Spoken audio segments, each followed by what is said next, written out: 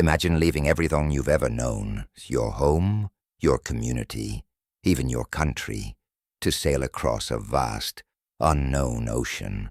No guarantees, no safety net, just a dream of freedom and a better life. Sounds impossible, right? Well, that's exactly what the Pilgrims did over 400 years ago. But why? And what did it cost them? Stick around, because this is the story of one of the most daring journeys in history, the Pilgrim's voyage to the New World. The Pilgrim's journey isn't just a tale of survival. It's a story about courage, resilience, and the pursuit of freedom. These were ordinary people who made extraordinary choices, and their legacy still shapes the world we live in today. Whether you're a history buff or just curious about how America began, this is a story you don't want to miss. In this video, we're going to break it all down, step by step, in a way that's easy to follow and, dare I say, even a little entertaining. No complicated jargon, no boring lectures, just the fascinating facts behind one of history's most iconic journeys. So let's dive in. All right, let's start at the beginning. Who exactly were the Pilgrims? Well, they weren't just a random group of people looking for adventure. They were Englishmen, women, and children who shared a common belief that the Church of England had become too corrupt and too far removed from what they saw as true Christianity. They called themselves separatists because they wanted to separate entirely from the established church and worship in their own way. But here's the thing. Back in early 17th century England, breaking away from the church wasn't just frowned upon. It was downright dangerous. The government saw them as rebels, and they faced persecution, fines, and even imprisonment for their beliefs. Imagine being punished just for wanting to practice your faith the way you thought was right. That's the reality they lived in. So what did they do? They made a bold decision to leave England altogether. But it wasn't just about running away from persecution. It was about running toward something: freedom. Freedom to worship as they pleased. Freedom to raise their children in their faith, and freedom to build a community based on their values. But let's be clear. This wasn't an easy choice. Leaving meant saying goodbye to their homes, their livelihoods, and everything familiar. It meant stepping into the unknown with no guarantee of success. And yet they were willing to take that risk. Why? Because for them the chance to live freely was worth everything. So, in 1608, a small group of these separatists fled to the Netherlands, where religious tolerance was more accepted. They lived there for over a decade, but life wasn't perfect. They struggled to find work. Their children were starting to adopt Dutch customs, and they feared losing their identity. That's when they made another life-changing decision: to sail across the Atlantic and start fresh in the New World. And that's where the real journey begins. But before we get to the Mayflower and the perilous voyage, let's take a moment to appreciate what drove these people. They weren't just seeking a new land. They were seeking a new life, one built on principles of faith, freedom, and self-determination. And that's what makes their story so powerful. Now that we know who the Pilgrims were and why they left, let's talk about how they did it, because this is where things get really intense. Picture this: a 180-ton ship, about 100 feet long, crammed with 102 passengers and around 30 crew members. This was the Mayflower, and let me tell you, this wasn't some luxury cruise liner. It was a cargo ship designed to haul goods, not people.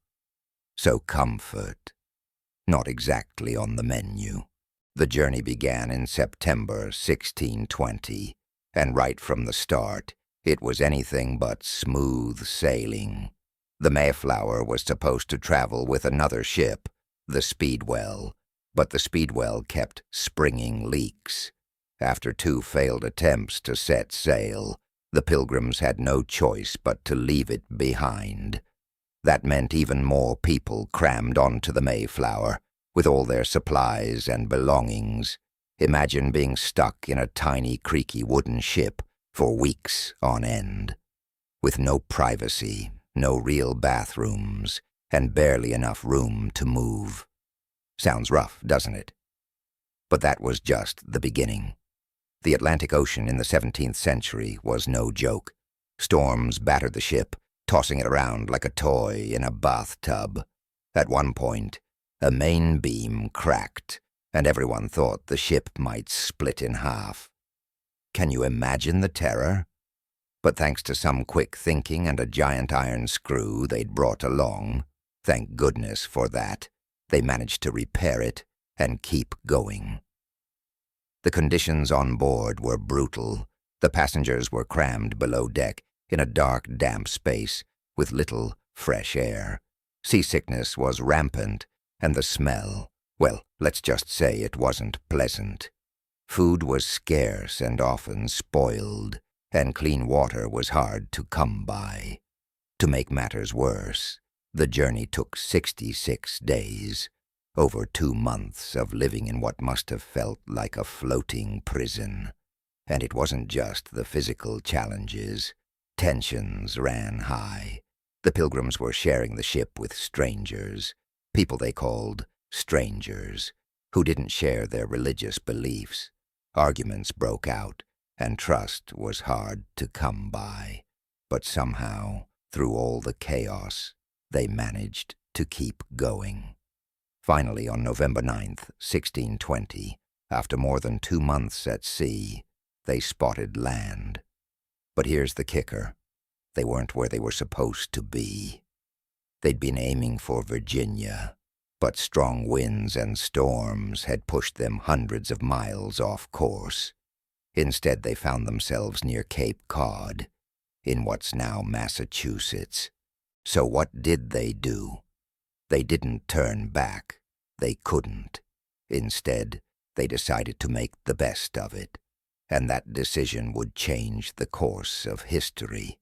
But that's a story for the next part of their journey. After 66 grueling days at sea, the Pilgrims finally spotted land. But here's the thing. They weren't where they were supposed to be. They'd been aiming for Virginia, where they had permission to settle, but storms and strong winds had pushed them hundreds of miles off course. Instead, they found themselves near Cape Cod, in what's now Massachusetts. And let's just say, it wasn't exactly a warm welcome. First, they had to find a place to settle. The Mayflower dropped anchor in Provincetown Harbor, and a group of men went ashore to scout the area. But the land was harsh, rocky, cold, and unfamiliar. They spent weeks searching for a suitable spot, all while dealing with freezing temperatures and dwindling supplies. Finally, they found a place they called Plymouth, named after the city in England they'd left behind. It wasn't perfect, but it would have to do.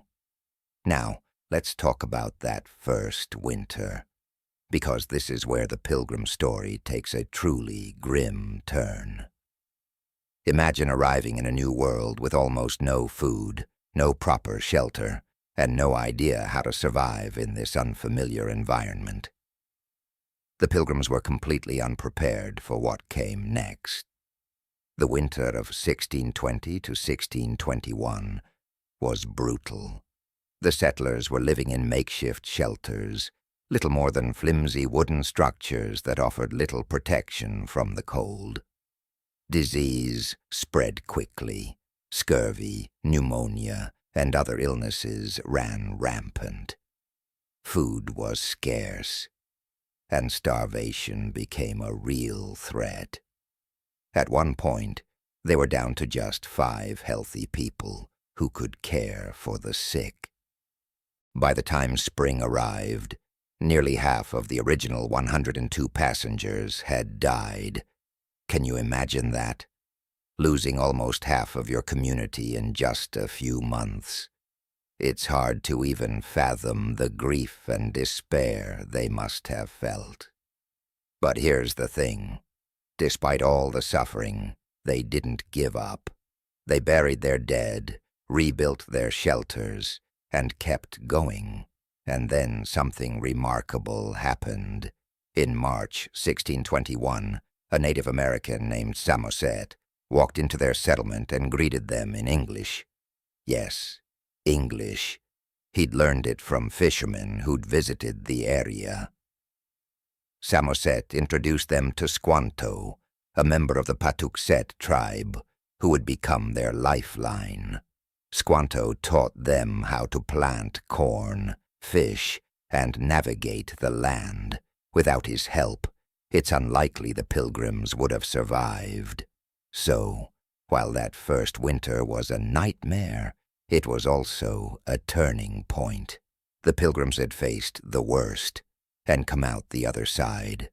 And with the help of their new allies, they were about to experience something that would change everything. The first Thanksgiving. But we'll get to that in the next part of the story. After surviving that brutal first winter, the Pilgrims were hanging on by a thread. But then, something extraordinary happened. They met the Wampanoag people, and everything changed.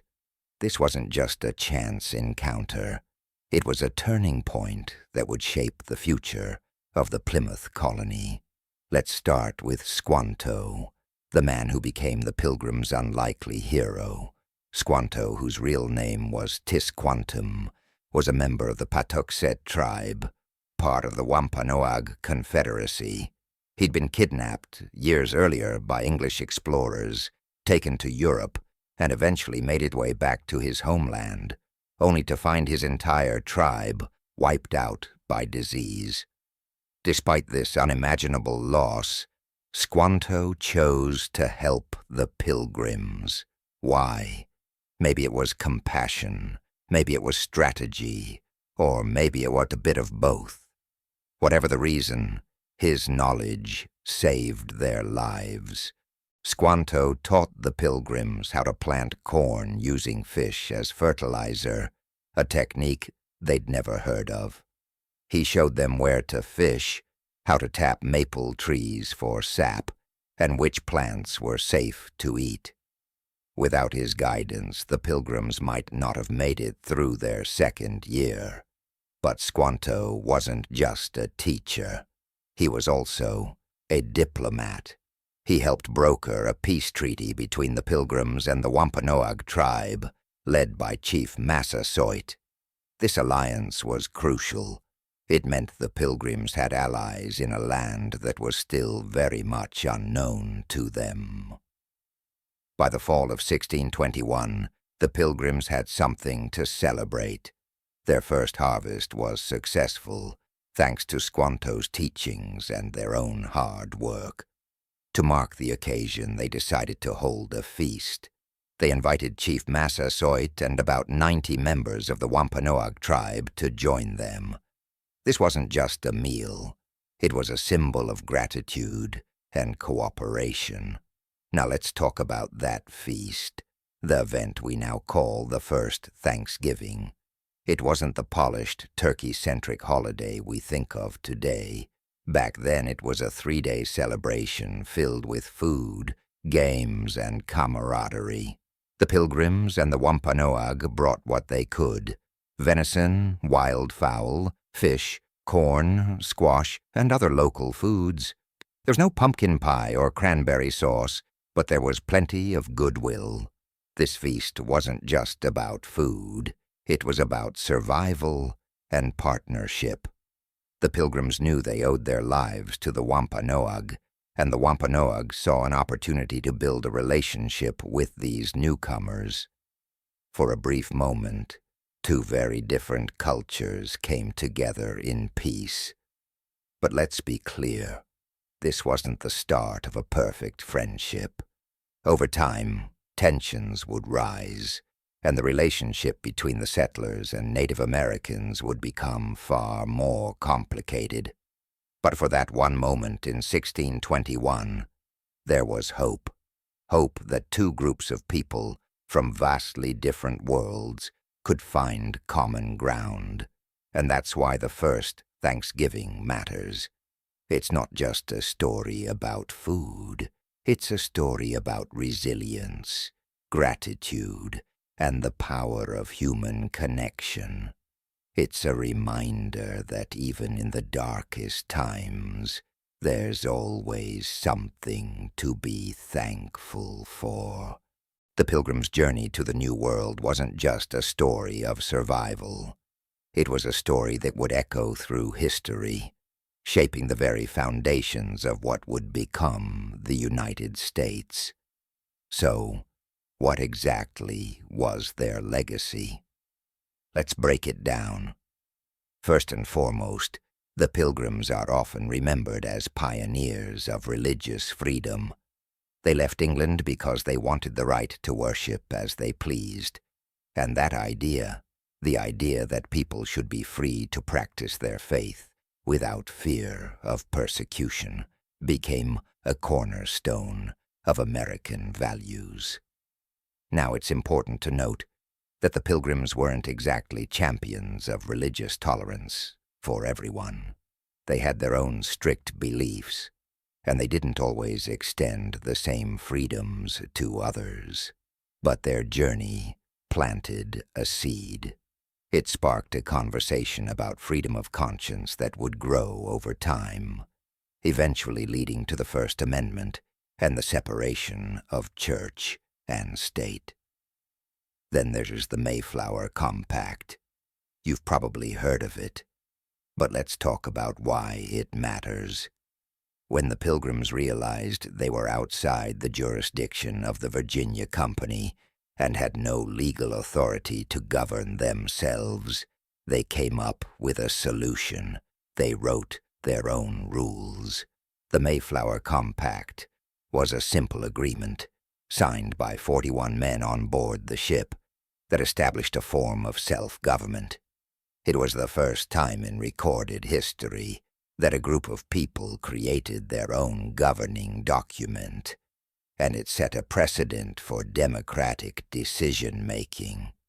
In many ways, it was a small but significant step toward the idea of a government of the people, by the people, for the people. But the Pilgrims' legacy isn't just about ideas. It's also about resilience. Their story is a testament to the human spirit, to the courage it takes to start over, to face the unknown, and to keep going, even when the odds are stacked against you. That spirit of perseverance became part of the American identity, inspiring generations of settlers, pioneers, and immigrants who came after them. Of course, it's not all a rosy picture.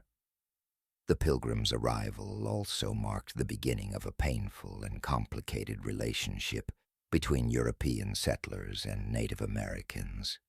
While the first Thanksgiving was a moment of unity, it was just that, a moment. Over time, the expansion of European settlements led to conflict, displacement, and suffering for indigenous peoples. It's a part of the story we can't ignore, and it reminds us that history is often messy and multifaceted. So, what's the takeaway? The Pilgrim's journey was a turning point, a small group of people who dared to dream of a better life, and in doing so, helped shape the course of history. Their contributions to religious freedom, self-governance, and the American spirit are undeniable, but their story also challenges us to reflect on the complexities of history and the lessons we can learn from it. And that's the thing about history. It's not just about what happened. it's about what we take from it. The Pilgrim's Journey reminds us that freedom, resilience, and cooperation are worth fighting for. But it also reminds us to approach the past with honesty and humility, recognizing both its triumphs and its flaws. So, let's take a step back and look at the big picture. The Pilgrim's Journey was nothing short of extraordinary. They left everything behind in search of religious freedom, braved a treacherous voyage across the Atlantic, and faced unimaginable hardships in a new and unforgiving land. With the help of the Wampanoag people, they not only survived, but laid the groundwork for a new society, one built on principles of self-governance, resilience, and the pursuit of freedom. From the signing of the Mayflower Compact to the first Thanksgiving, their story is filled with moments that would go on to shape the identity of a nation. But it's also a story with layers, one that reminds us of the complexities of history, the importance of cooperation, and the cost of progress. So, what can we learn from the Pilgrim's Journey? For starters, it's a powerful reminder of the human capacity for courage and determination. It shows us that even in the face of overwhelming odds, people can come together, adapt, and thrive.